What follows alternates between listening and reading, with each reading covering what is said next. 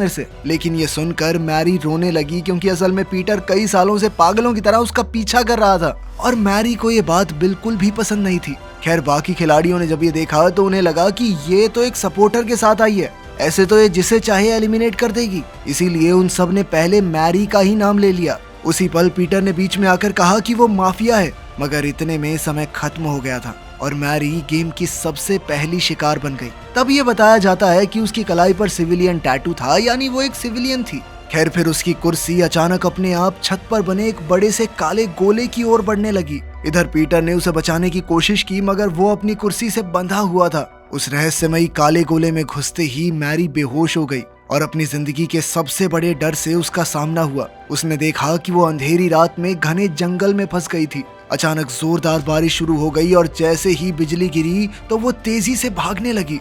उसी पल बिजली उसका पीछा करके उस पर जोरदार हमले करने लगी ताकि वो चट्टान की दिशा में भागे। अब इस भयंकर तूफान से बचने के लिए मैरी चट्टान से कूद गई, मगर बीच हवा में ही उस पर बिजली गिर पड़ी, जिससे उसकी दर्दनाक मौत हो गई। उसी पल उसका शरीर हवा में ही भस्म होकर उस गोले में ही समा गया। बाद में गेम मास्टर ने ऐलान किया कि पहली रात हो चुकी है और फिर ड्रोन सभी खिलाड़ियों के ऊपर उड़कर अगला शिकार ढूंढने को तैयार हो गए।